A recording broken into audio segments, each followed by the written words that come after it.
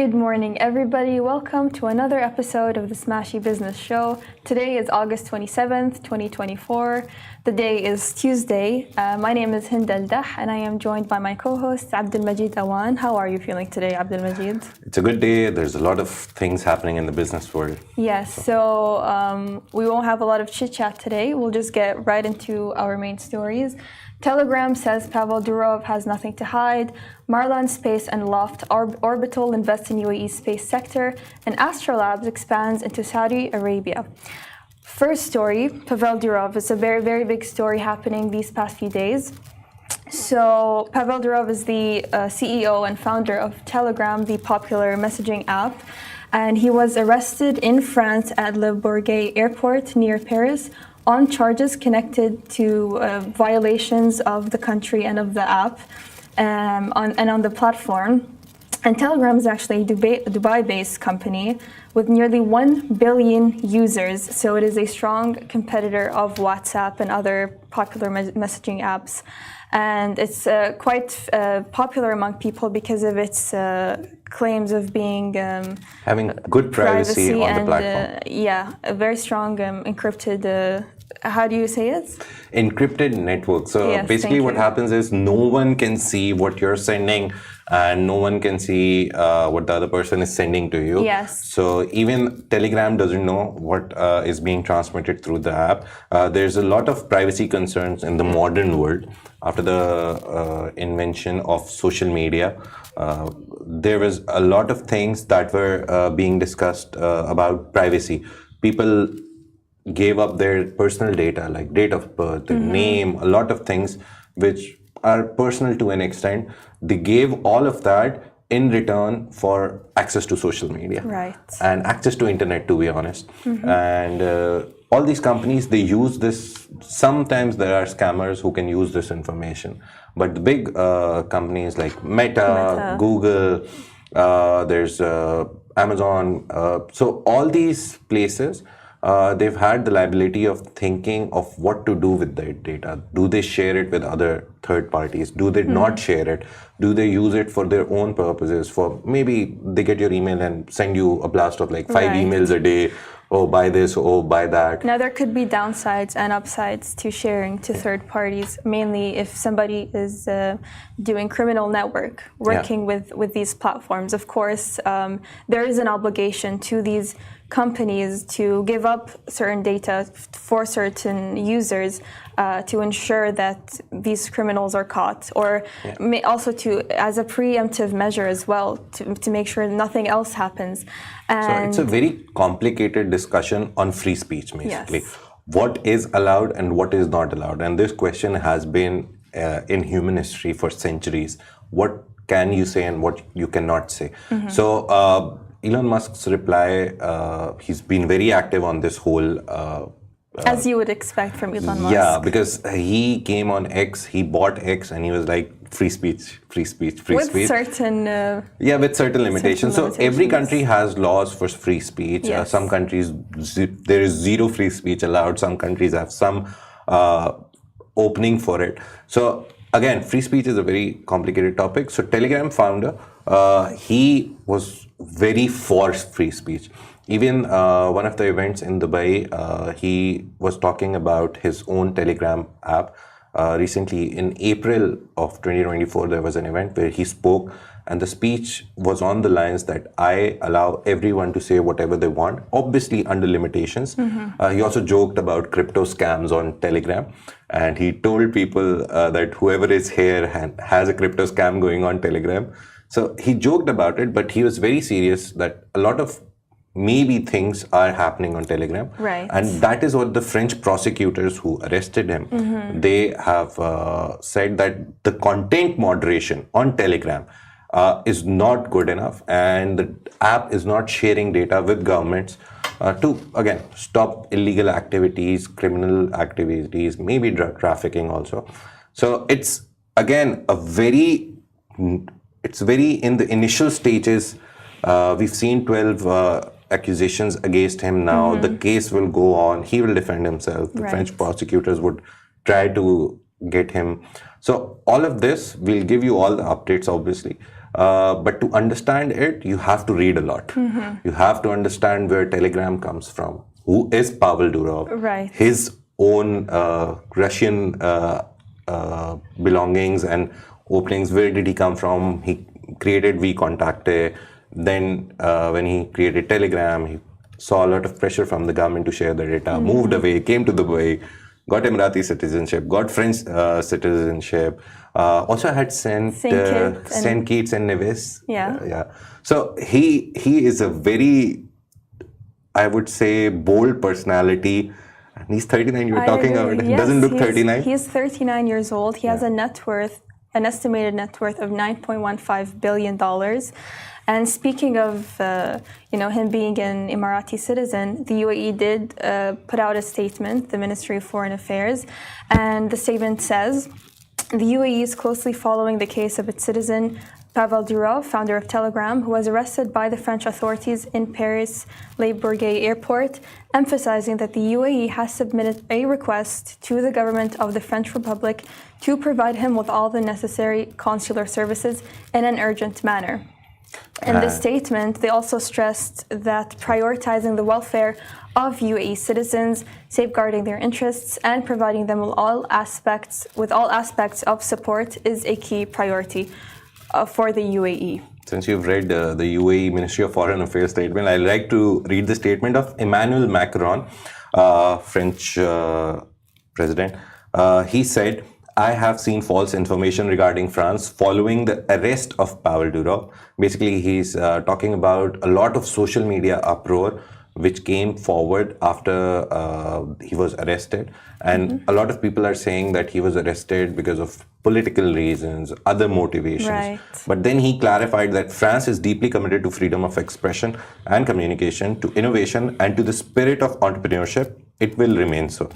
In a state governed by the rule of law, freedoms are upheld within a legal framework, both on social media and in real life, to protect citizens and respect their fundamental rights. It is up to the judiciary in full independence to enforce the law. So this statement, this part of the statement, he took away all the blame from himself and the country and put it on judiciary. So this is the role that he's playing, that, no political motivations, no nothing. It's just the judiciary. It lies purely on the judges of and the then court. In the earlier part of the statement, where it says, government freedom protect citizens and their respective. So he is a French citizen. So he was caught in his own country with a French passport, obviously. So he comes under the law. He has to face the charges now. The updates will keep coming. It is going to be one of the biggest stories of this year, to be honest. And hopefully, they're saying by Wednesday, French Wednesday, that is like Thursday morning here, they will prosecute him. The charges will be held against him, and maybe there will be proceedings. So let's see what happens. Yes. There's a funny thing happening in Moscow right now.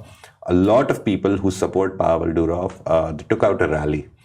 And they did a very interesting thing. Yeah, so they made paper airplanes and they stood out in front of the French embassy, is that correct? So, and basically the airplane is Telegram's logo. Main logo, yeah. And there were a lot of pictures which showed him as the saint of Telegram. Yeah. So you can obviously go Google them and you'll see them. So this whole scenario shows that the world has to understand what freedom of speech is. The whole conversation, this whole case is about freedom of speech. What should be allowed, what should not be allowed. And Pavel Durov is for, Elon Musk is for it. He actually replied to the French president and he said that, please, if you're saying so many things in this statement, just please clarify on what charges he has been arrested.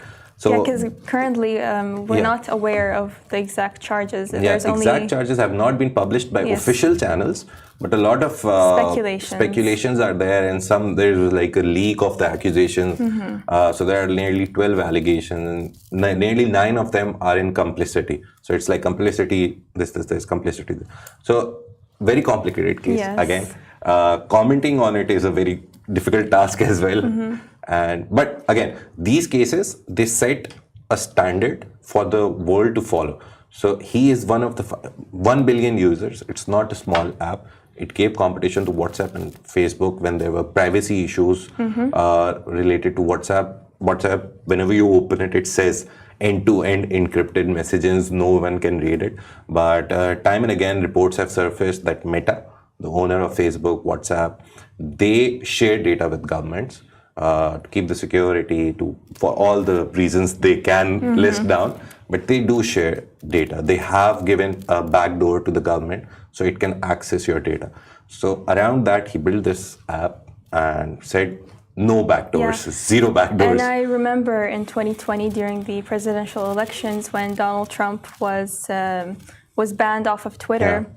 Telegram was very popular at the time, where those right-wing accounts or supporters of Donald Trump would go to the app and communicate there. So it's still standing strong, Telegram, again because of the reasons Majid listed. But we'll keep following the case closely and see what happens to the founder of Telegram. Actually, and to the app. In a podcast with Tucker Carlson, he also, I just remembered the video, he also mentioned that when he was in US, the Secret Services or the CIA tried to hire one of his engineers. The video is there on YouTube and you can watch it. So he says that they tried to hire an engineer from his team, and he has a very small 30 people, 40 people team, which he keeps very close. So they tried to hire him and they wanted him to create a backdoor in Telegram. So one way or another, the US government could get data from Telegram. But he said, my engineer, I trust him with my life. He's a very good guy. I know he will not be lying to me. So that is one accusation he had against US as well. So let's see, it's your privacy, it's my privacy, it's everyone's privacy to data. This case will set a standard for the privacy thing or the privacy industry or all these social media apps which take your data and maybe sell it to third party and everything. This will set the tone for future. Yes. So let's move from this story. Let's move to another one. So Abu Dhabi's Marlan Space and Loft Orbital invest $100 million in the UAE's space sector. Marlan Space is a company backed by international holding company. Will partner with Loft Orbital, which is based in San Francisco, to launch OrbitWorks, which will be the UAE's first ever private space infrastructure company. Now, the joint venture will invest $100 million to produce up to 50 low Earth orbit satellites annually, with each satellite weighing 500 kilograms. And they're planning to launch the first satellite by the first quarter of 2026. So in terms of space infrastructure and stuff, that's a good goal. It's not too far away and it's not too near. So yes, and the $100 million investment is not small. It strengthens the UAE's rapidly growing space sector, which already surpassed 22 billion dirhams, that is $6 billion in total investment by 2023. So it's growing. We recently saw the very first astronaut coming back from the space station in Abu Dhabi. He was welcomed by everyone. So OrbitWorks will play a crucial role in advancing the UAE's capabilities in satellite communication, space exploration, and data transmission services. So it's not just that they're going up and watching the moon from there. No. So I'm currently working on an article for Emirati Women's Day. And in that article, I'm talking about Noor al-Matroushi, who is the UAE's first female astronaut. And she's currently on a training with the other UAE astronauts to conduct experiments in space. So it will be, such a milestone for women and for the UAE's general space industry. Yeah. So. And I guess this company that they've created, Marlan Space and Loft Orbitals, OrbitWorks, will begin constructing a new facility equipped with advanced technologies for satellite integration and testing. And the first batch of 10 satellites, obviously, she told you that it's going out in Q1 of 2026. So very nearly, we will have private satellites, but UAE controlled satellites. It helps with data. We've seen recently, we talked about Elon Musk's space, the satellite program, which helps with internet in Gaza. Yes. So yeah, that will also help UAE to launch their own internet service, small internet service in remote areas. So it's a good, very good sign that they're investing in space. Again, coming back to the same point. They're diversifying their investment. Right. They're going into other industries. Going into space. Yeah, which going is into incredible. space. Yeah. Absolutely incredible. Always. Finally, we move on into our final story. AstroLabs facilitates Aurora Media Worldwide's expansion into Saudi Arabia. AstroLabs, if you don't know, is the Gulf region's leading expansion platform, and it has helped Aurora Media Worldwide, which is a renowned production house, I believe based out of the UK, to establish a presence in Saudi Arabia. Now, Saudi Arabia has been doing great things these past few years, even past few months, bringing in different sectors. So here we see a production house coming into Saudi Arabia. And the new office in Riyadh will aim to revolutionize the kingdom's sports and entertainment sectors, with the market projected to reach $1.17 billion by 2030. Again, vision, Saudi Vision 2030. Yes, and we always talk about that. We've seen that recently the Esports World Cup ended. His Highness King Salman was there, Prince Salman.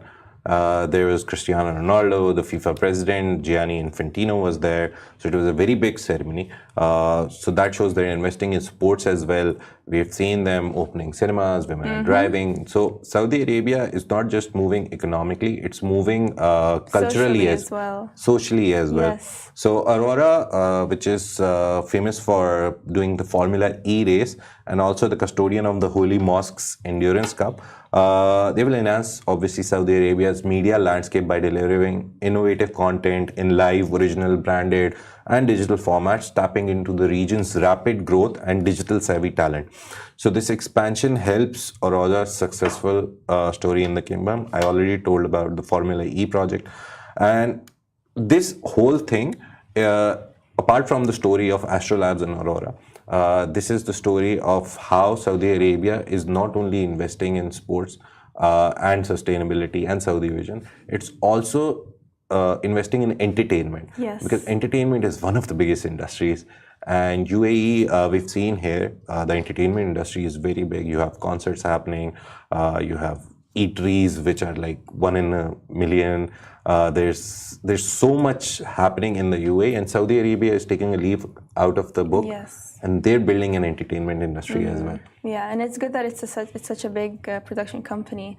Now, speaking back to the UAE and Dubai specifically, the office is located in Dubai Production City, and next to us we always have something going on, and it's incredible because it doesn't have to be something.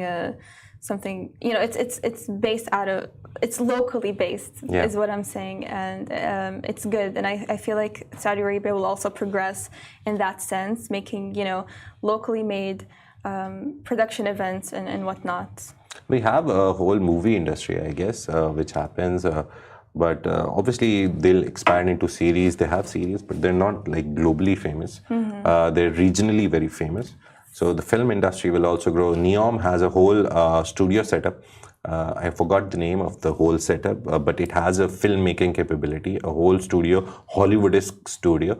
So that will obviously churn out good content in the film, movie, series, drama, music. All those, music industry. So that's a good start. So Neom and Saudi Vision 2023, those are the two words that you will always hear in the next at least till 2030. And let's see, there will be more updates on Neom as well. And there will be more updates on Saudi Vision. And we'll bring them to you on this show. So we talked about Pavel Durov, that the Telegram statement came that he has nothing to hide. French president said that it's not a political move. And mainly, the UAE said that they're looking into the case and then trying to get their Emirati citizen all the help they can. We talked about how UAE's space sector got $100 million today. And lastly, we talked about that one of the biggest media companies in the world, Aurora, has gone into Saudi Arabia through AstroLabs Helps, which is Dubai-based system, Dubai-based company.